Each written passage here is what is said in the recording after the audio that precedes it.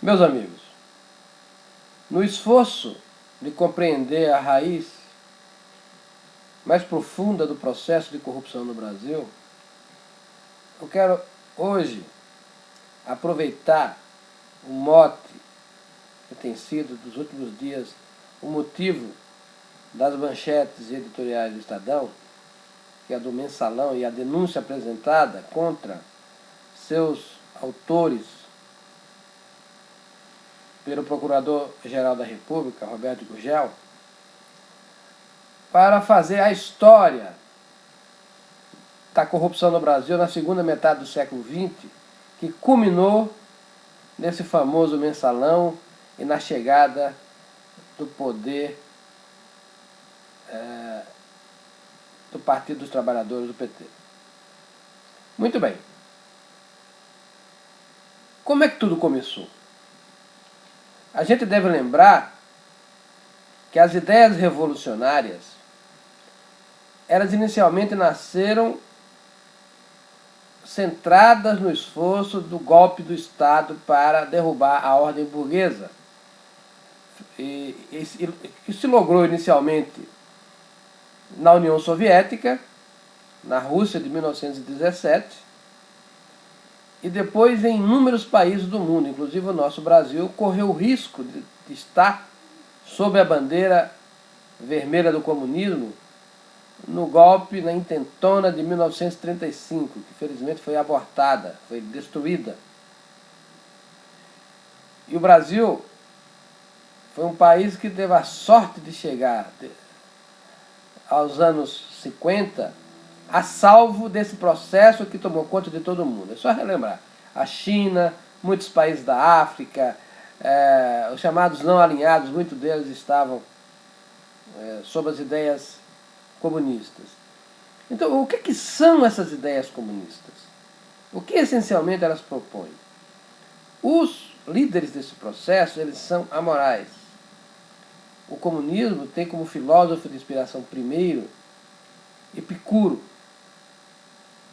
que vai dizer na sua obra, ou naquilo que sabemos da sua obra, que o bem maior que o indivíduo pode alcançar é o poder, é a capacidade de mando sobre o próximo. E para isso vale qualquer coisa. Então a primeira coisa que nós devemos ver é que o discurso ético dos revolucionários é sempre um discurso mentiroso. Eles não acreditam nisso. O discurso ético é meramente instrumental. E esse discurso ele tem ressonância no meio como o ocidental, que foi gerado dentro da ideia cristã de ética. Portanto, a indignação da população contra os aéticos, contra aqueles que atentam contra a ética, vem dessa raiz mais profunda que tem o Ocidente.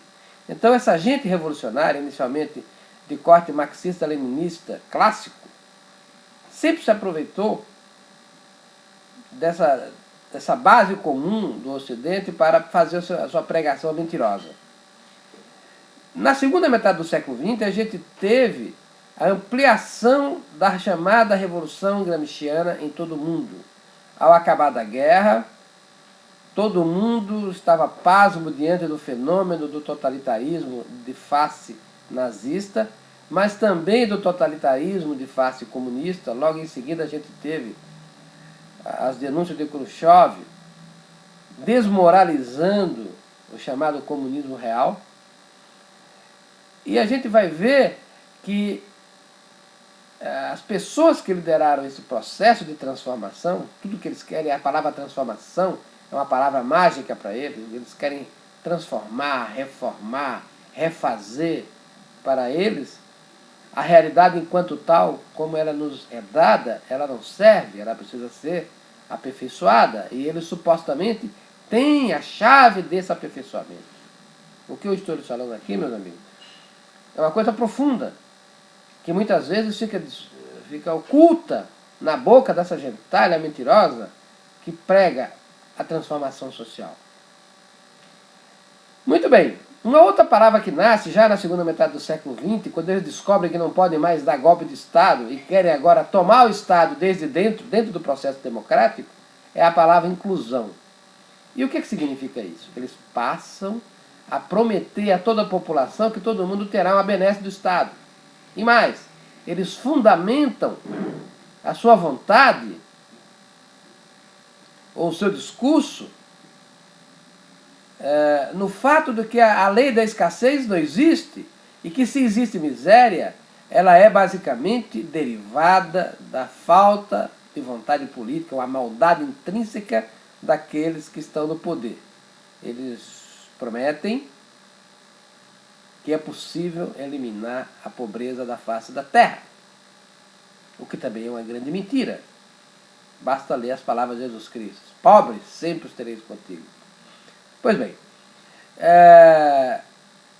se nós pegarmos a história recente do Brasil, desde a abertura política, foi sempre esse duelo que as forças mentirosas, alinhadas com a subversão de outrora, tentaram fazer crer à população brasileira que tinha uma fórmula mágica de eliminar a lei da escassez.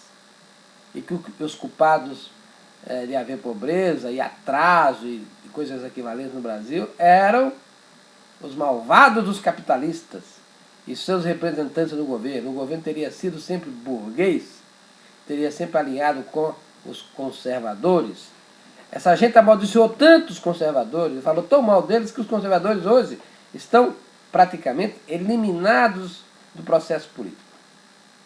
Então a gente vai ver que depois da abertura política, os governantes que se sucederam na esfera federal, mas sobretudo também nas esferas estaduais, são governantes transformadores, reformadores e casados com a ideia de que é possível redistribuir a produção sem um grande sacrifício moral. Quais são as coisas sacrificadas para que a ideia da social-democracia e as ideias pregadas pela Revolução Gramsciana sejam sacrificadas? Quais são? A primeira delas é a propriedade privada. A propriedade privada é um fundamento elementar, essencial para que haja liberdade, para que haja dignidade, para que o homem, enquanto tal, possa se mover no mundo dentro do seu livre-arbítrio.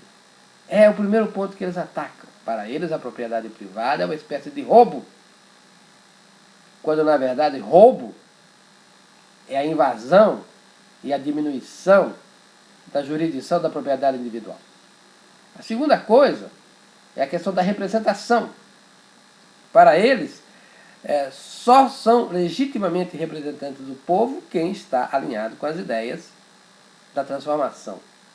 E aí, todo tipo de veneno contra o conservadorismo tem sido destilado. E a própria causa deles se identifica com o anticristianismo, com o antijudaísmo. São todos contrários aos bons costumes tradicionais. Por isso que nesse movimento emerge fenômenos como a parada gay, por exemplo, que é a afronta mais direta aos valores tradicionais. A afronta ao matrimônio, primeiro com a instituição do divórcio, depois com a facilitação do divórcio, depois com essa tentativa de educação sexual que culminou com esse kit gay de grotesca expressão que fizeram e tiveram que recuar. Depois, com a ideia do amor livre, como se não houvesse no corpo algo de sagrado e há um compromisso da humanidade com aquilo que foi instituído por Deus. Eles ignoram isso. Então a perversão da juventude, ela passa por essa venda de uma felicidade hedonística que jamais existiu, nem na antiguidade pagã. Sempre foi algo que era abandonado pelas pessoas que amadureciam. A gente pega a obra de Platão nos seus diversos momentos, a gente vai ver isso. A ideia de amor, ela cresce até chegar numa ideia de uma coisa sublime e transcendente. Eros vira ágape, para falar na linguagem dele. Pois bem, nós vamos ver que para culminar o processo você tem a tentativa de descriminalizar as drogas, de normalizar e liberar o consumo de drogas, que inicialmente eles apenas ligavam ao uso da maconha, mas já abertamente, a gente ainda outro dia eu comentei em vídeo aqui com vocês a entrevista de Aires Brito, ficou muito claro, Aires Brito é um ministro do Supremo Tribunal Federal, que está clamando aí pela liberação de todas as drogas. E quando se fala todas, inclui, por exemplo, o crack, essa desgraça que é uma tragédia na sociedade brasileira hoje. Inclui a cocaína, a heroína, a morfina e etc. Então, essa gente quer destruir a base da sanidade dos valores morais. Então não é só uma questão econômica. E também não é só uma questão política. É muito mais. Hoje, a gente está vendo aí a denúncia do procurador-geral contra o mensalão. Mas o negócio é de tal forma feito que, não é, mesmo que o processo do mensalão venha a sacrificar as personalidades dominantes do processo, como José Disseu, a trajetória não muda. Porque é assim que a coisa está estruturada de cima a baixo. Ainda ontem eu vi na TV que a Prefeitura do Embu das Artes distribuiu uma cartilha pornográfica à rede de ensino. É um negócio delirante.